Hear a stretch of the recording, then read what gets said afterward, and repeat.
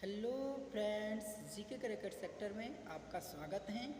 GK cricket sector एक नया session लेके आया है जिसमें जीके करंट अफेयर के साथ स्टेप वाइज कराए जाएंगे। और आप इस बैनर पर देख सकते हैं जीके की दुनिया में आग लगाने एसके सिंह आए हैं। एक बार देखो, जीवन भर भूल नहीं पाओगे। चलिए, अगर आप लोगों को वीडियो अच्छा लगे तो चैनल को लाइक और सब्सक्राइब ज़रूर करें और क्लास को शुरू करते हैं। तब तक के लिए जय Hind. Welcome back my YouTube channel GK cricket sector में पुनः आपका स्वागत है।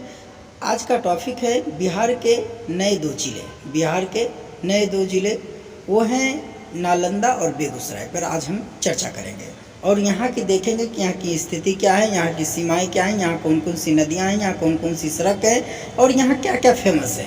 थोड़ी वीडियो लंबी हो जाएगी दोस्तों, लेकिन वीडियो में आप लोग बने रहिए और वीडियो को अंत तक जरूर देखिए और चैनल को लाइक सब्सक्राइब जरूर करें।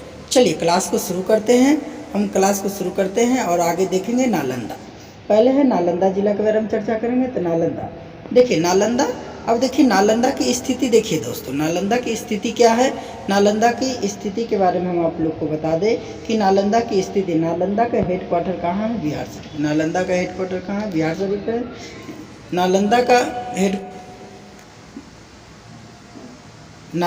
हेडक्वार्टर कहाँ है दोस्तों? तो बिहार शरीफ है। और इसके बाद मंडल जो है वो पटना है। मंडल पटना अर्थात डिवीजन पटना है। क्षेत्रफल के बारे में चर्चा करेंगे तो क्षेत्रफल के बारे में देखेंगे। क्षेत्रफल नालंदा की जो है 2355 किलोमीटर है और भाषाएं मुख्य रूप से हिंदी बोली जाती हैं। मुख्य रूप से भाषाएं हिंदी बोली जाती है। इसके बाद हम सीमा रेखा के बारे में चर्चा करेंगे दोस्तों। सीमा रेखा के बारे में देख लेते हैं। सीमा पूर्व में लखीसराय है एवं शेखपुरा है, पश्चिम में पटना एवं जहानाबाद है, उत्तर में पटना है, दक्षिण में गया एवं नवादा है। राष्ट्रीय राजमार्ग जो है नेशनल हाईवे, यहाँ के बारे में देखेंगे कि नेशनल हाईवे कौन कौन से हैं। तो नेशनल हाईवे देखिए, तो national highway NH 82, NH 110, NH 31, ये तीन जो NH हैं वो नालंदा में फेमस है। इसके बाद नदियों के बारे में देख लेते हैं दोस्तों। यहाँ की नदियाँ कौन कौन हैं? तो जो नालंदा में नदी फेमस है वह है फल्गु और मोहने। फल्गु और मोहने नदी हैं, जो दोनों नदी नालंदा की फेमस है। इसके बाद नालंदा की प्रशासनिक परिचय के बारे में चर्चा करेंगे। प्रशासनिक परिचय के बारे में हम चर्चा कर रहे थे दोस्तों कि प्रशासनिक परिचय क्या है। तो देखिए, विधानसभा सीट अर्थात विधानसभा सीट देखिए, विधानसभा सीट 7 है। विधानसभा सीट 7 है। अस्थम्बा, बिहार शरीफ, राजगीर जो अनुसूचित जाति के अंतर्गत राजगीर में सीट रिजर्व रहता है, इस्लामपुर, हिलसा, नालंदा और हरनौत, ये 7 विधानसभा सीट है। इसके बाद लोकसभा सीट देखिएगा तो एक ही है। अब इसके बाद अंचल 20 जोन में विभाजित हैं। 20 जोन में यह विभक्त हैं। पहला है गिरियक, रूही, नूरसराय, हरनौत, चंडी, इस्लामपुर, राजगीर, अस्थम्बा, सरमेरा, हिलसा, बिहार शरीफ, एकगसराय, बैन, नगर नौसा, करायसुराय, सिल्लाब और है परबलपुर, कतरीसराय, बिंद और थरथरी। ये जो हैं, ये सारे जो हैं, ये सब क्या हैं अर्थात जोन के अंतर्गत आते हैं। नालंदा में 20 जोन है, हमने आपको जो बताया ये 20 जोन है। इसके बाद देखिए अनुमंडल के बारे में हम देख लेते हैं। अनुमंडल कौन कौन सी है दोस्तों? अनुमंडल के बारे में हम चर्चा कर लेते हैं। अनुमंडल कौन कौन सी? अनुमंडल देख लेते हैं कि अनुमंडल जो है दोस्तों, वह अनुमंडल जो है वह है 3। अनुमंडल कितने हैं? 3। बिहार शरीफ, हिलसा और राजगीर। बिहार शरीफ, हिलसा और राजगीर, ये तो आप लोग को हम बता ही दिए हैं। इसके बाद आप देखिएगा कुलग्राम। इसके बाद देखिएगा आप लोग कुलग्राम। कुलग्राम कितनी है दोस्तों? वहाँ नालंदा में कुल गाँव की संख्या कितनी है? तो नालंदा में कुल गाँव की संख्या जो है वह है 1084। 1084 जो है नालंदा की कुल गाँव है। ग्राम पंचायत कितनी है? तो 119 ग्राम पंचायत है। नगर निगम बिहार शरीफ के अंतर्गत आता है। इसके बाद आप देखिएगा नगर पालिका परिषद जो है, नगर पालिका परिषद हिलसा के अंतर्गत आता है। इसके बाद देखिएगा कि नालंदा की जनसंख्या के बारे में चर्चा कर रहे थे। नालंदा की जनसंख्या देखिए 28,77,653 है नालंदा की जनसंख्या। पुरुष जनसंख्या 14,97,060 है। इसके बाद आप देखिएगा महिला जनसंख्या के बारे में देख लेते हैं। महिला जनसंख्या 13,80,593 है। शहरी जनसंख्या देख लीजिए। शहरी जनसंख्या कितनी है दोस्तों? तो शहरी जनसंख्या देख लीजिए, तो शहरी जनसंख्या है 4,57,894 है, अर्थात 15.91% है दोस्तों। इसके बाद देखिए ग्रामीण जनसंख्या कितनी है, तो ग्रामीण जनसंख्या जो है वह है 24,19,759 है, अर्थात ग्रामीण जनसंख्या जो है वो 84.09% है, 09% है। इसके बाद आप देखेंगे साक्षरता दर, साक्षरता दर जो है नालंदा की 64.43% है, 64.43% है। इसके बाद पुरुष साक्षरता दर के बारे में हम देख लेते हैं। पुरुष साक्षरता दर हो गया 74.86% नालंदा की पुरुष साक्षरता दर है। महिला साक्षरता दर है, महिला साक्षरता दर देख लेते हैं 53.10% है, 10% है महिला साक्षरता दर। अब जनसंख्या घनत्व, हाँ एग्जाम में पूछा था एक बार कि नालंदा की जो है जनसंख्या घनत्व कितनी है, तो 1222 व्यक्ति पर वर्ग किलोमीटर।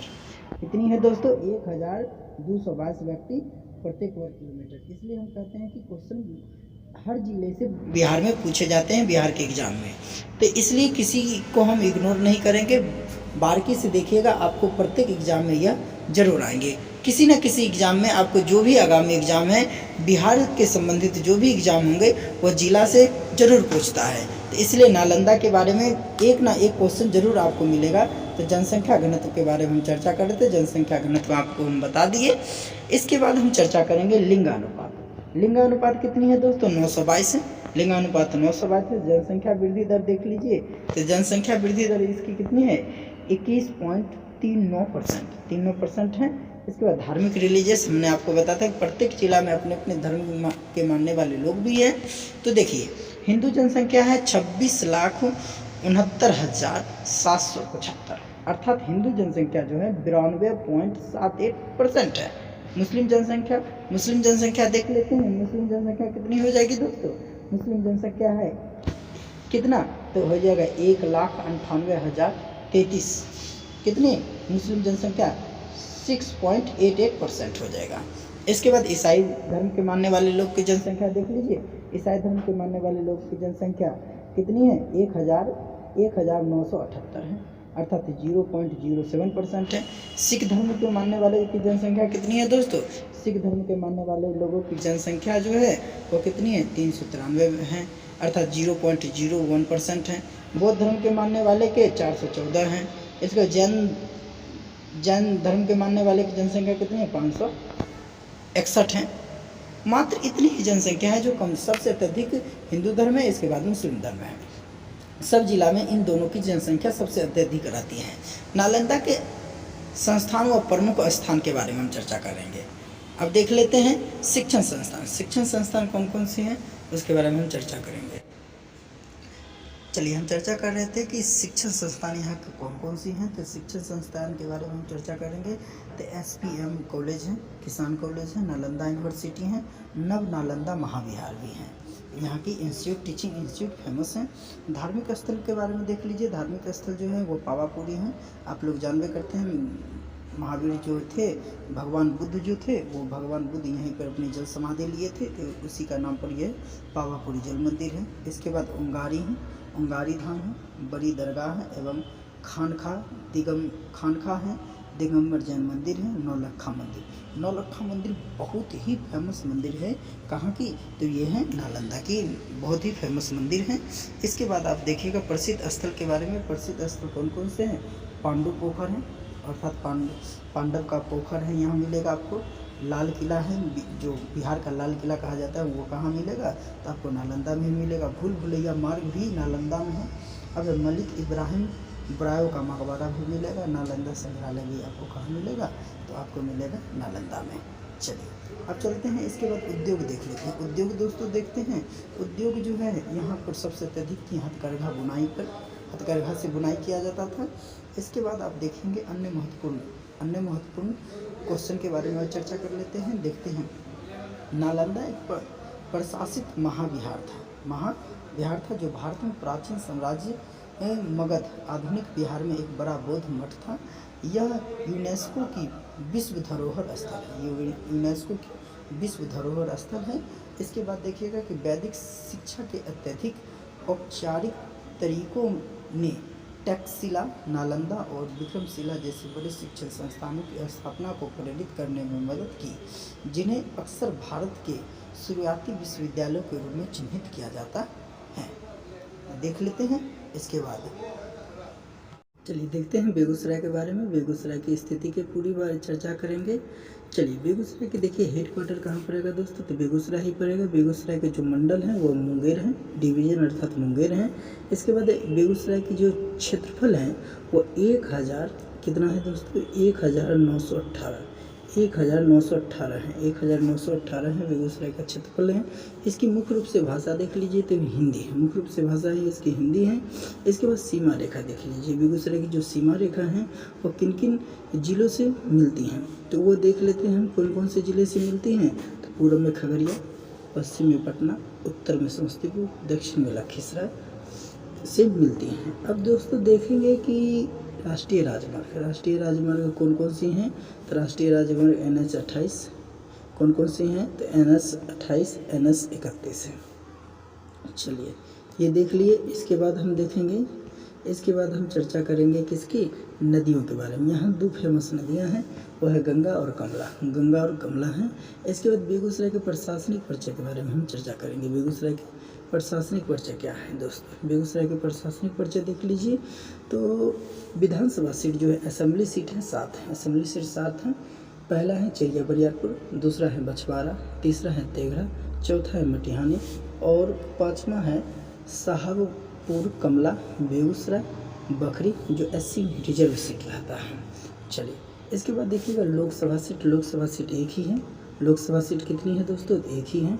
इसके बाद अंचल अर्थात जोन, कितने जोन में बांटा गया है बेगूसराय को, तो 18 जोन में बांटा गया है। कितने जोन में, 18 जोन में बांटा गया है। इसके बाद आप देखिएगा इसके 18 जोन कौन कौन से हैं, तो बेगूसराय है, बरौनी है, तेघड़ा है, मटिहानी है, बछवाड़ा है, मंसूरचक है, नवकोठी है, चिरिया बरियारपुर है, साहबपुर कमला है, बखरी है, वीरपुर है, ढंडारी है, गरपुरा है, बलिया है, छौराही है, खुदावनपुर है, भगवानपुर है, समूह है, अक्खा कुर्राह भी है, इस क्षेत्र के अंतर्गत आते हैं। अर्थात 18 जोन में विभक्त हैं। इसके बाद अनुमंडल देख लेते हैं। अनुमंडल अर्थात सब डिवीज़न जो देख लेते हैं वो 5 हैं। वह है पहला बेगूसराय, दूसरा है बलिया, तीसरा है तेघड़ा, चौथा है मंझौल और 5वां है बखरी। ये अर्थात 5 डिवीज़न के अंतर्गत, सब डिवीज़न के अंतर्गत विभक्त हैं। इसके बाद देखिए ब्लॉक, अर्थात ब्लॉक कितनी है दोस्तों, तो ब्लॉक देख लेते हैं। तो ब्लॉक 18 है। तो ब्लॉक 18 कौन कौन से है, तो बेगूसराय है, बरौनी है, मटिहानी है, वीरपुर है, समूह है, आखा कुढ़ा है, बलिया ढंडारी है। इसके बाद साहेबपुर है, कमला है, तेघड़ा है, बछवाड़ा है, भगवानपुर है, मंसूर चौक है, चिरिया बरियारपुर है। इसके बाद छौराही है। इसके बाद खुदावनपुर, बखरी, गरपुरा और नावकोठी। ये सब जो हैं ये बेगूसराय के ये क्या हैं, ये ब्लॉक हैं अर्थात प्रखंड हैं। कुल गांव कितने हैं दोस्तों, तो कुल गांव जो देख लेंगे तो कुल गांव 1229। कुल ग्राम पंचायत कितनी है, 1118। नगर निगम कितनी है, तो 1 है। नगर निगम कितनी है, तो 1 है। नगर निगम 1 है। बेगूसराय की जनसंख्या की स्थिति देख लेते हैं। तो जनसंख्या की स्थिति देखेंगे तो कुल जनसंख्या कितनी है, 29,70,541 है। पुरुष जनसंख्या देख लेते हैं तो 15,67,660 है। महिला जनसंख्या देख लेते हैं 14,02,881 है। शहरी जनसंख्या देख लेते हैं, शहर में वहाँ कितने लोग निवास कर रहे हैं वो हम देखेंगे। तो शहर में वहाँ कितने लोग निवास कर रहे हैं, तो 5,69,823 लोग शहर में निवास कर रहे हैं, अर्थात 19.18% लोग निवास कर रहे हैं। सरकारी जनसंख्या अर्थात शहरी जनसंख्या देख लिए। इसके बाद ग्रामीण जनसंख्या देख लेते हैं। ग्रामीण जनसंख्या जो है वो कितनी है, तो 24,718 है। अर्थात ग्रामीण जनसंख्या जो है 80% है, 80% है। साक्षरता दर देख लेते हैं कि यहाँ की साक्षरता दर कितनी है, तो 63.87% है। पुरुष साक्षरता दर 71.58% है। महिला साक्षरता दर कितनी है, तो 55.21% है। अर्थात अभी भी देख लेंगे तो बिहार की जो साक्षरता दर वो कम है, अभी भी कम है, लेकिन नई जनसंख्या के अनुसार अब देखिएगा तो बढ़ेगा। अब इसके बाद हम देखेंगे जनसंख्या घनत्व। जनसंख्या घनत्व जो है वो जनसंख्या घनत्व कितनी है, तो बेगूसराय की जो जनसंख्या घनत्व है 1549 है, 1549 है। लिंगानुपात देख लेते हैं तो लिंगानुपात 895 है। जनसंख्या वृद्धि दर 26.44% है। धार्मिक जनसंख्या के बारे में हम आप चर्चा कर रहे थे तो बताया था कि प्रत्येक जिले में जो धार्मिक होते हैं वो अलग अलग जिले में अलग अलग जनसंख्या निवास कर। चलिए देखिए हिंदू जनसंख्या कितनी है दोस्तों, तो हिंदू जनसंख्या जो है वो कितनी है तो 25,54,330 है। मुस्लिम जनसंख्या कितनी है तो 4,07,384 है। ईसाई जनसंख्या 2,209 है। सिख जनसंख्या 402 है। बौद्ध जनसंख्या 229 है। जैन जनसंख्या 276 है। अर्थात बेगूसराय में ये मानने वाले जो भी धर्म हैं उसके सारे की हम जनसंख्या के बारे में चर्चा कर रहे हैं। जैन धर्म हम बता दिए, जैन धर्म कितनी है तो 276 है दोस्तों। जैन धर्म कितनी है 276 है। अब देखिए बेगूसराय के प्रमुख इंस्टीट्यूट के बारे में हम चर्चा करेंगे। जो इंस्टीट्यूट हैं सरकारी से लेकर सरकारी कॉलेज के बारे में हम चर्चा करेंगे। सरकारी कॉलेज कौन कौन से हैं तो देख लीजिए हैं MRJD कॉलेज हैं, गणेश दत्त कॉलेज हैं, धार्मिक MRD कॉलेज हैं। इसके बाद देख लेते हैं धार्मिक स्थल के बारे में। धार्मिक स्थल कौन कौन से हैं उसके बारे में चर्चा करेंगे। देखिए बेगूसराय के संस्थान और प्रमुख स्थान के बारे में चर्चा करेंगे तो वो जो प्रमुख जो फेमस जो टीचिंग इंस्टीट्यूट हैं उसके बारे में देख लेते हैं तो MRJD कॉलेज है, MRJD कॉलेज है। इसके बाद गणेश दत्त कॉलेज है, MRD गणेश दत्त कॉलेज है। इसके बाद धार्मिक स्थल के बारे में चर्चा कर लेते हैं। रिलीजियस प्लेस कौन कौन सी हैं तो देखिए मंगला मंदिर और नौलखा मंदिर बहुत ही फेमस मंदिर हैं यहाँ बेगूसराय के ये। इसके बाद देख लेंगे यहाँ कांवड़ झील भी बहुत ही फेमस है।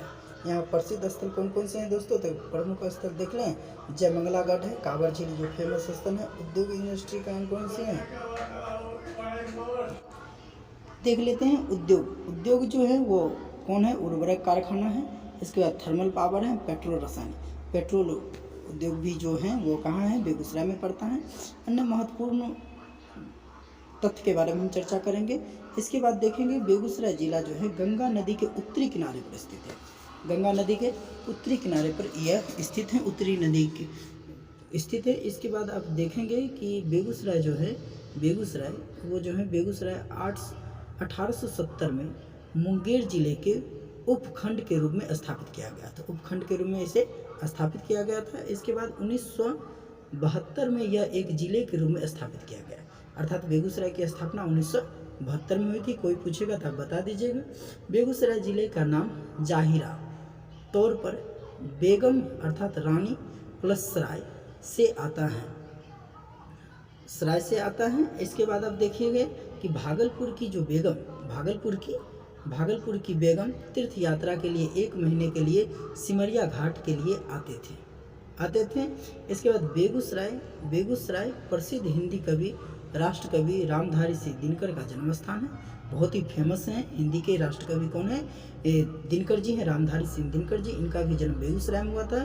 कहाँ सिमरिया में। हालांकि ज़्यादातर लोग मुंगेर को जन्म स्थान के रूप में जानते हैं क्योंकि बेगूसराय उनके जन्म के दौरान मुंगेर का हिस्सा था। बेगूसराय जो था उनके जन्म से पहले मुंगेर का हिस्सा था। बेगूसराय ऐतिहासिक मिथिला क्षेत्र का हिस्सा है। ऐतिहासिक मिथिला क्षेत्र का हिस्सा है ये बेगूसराय।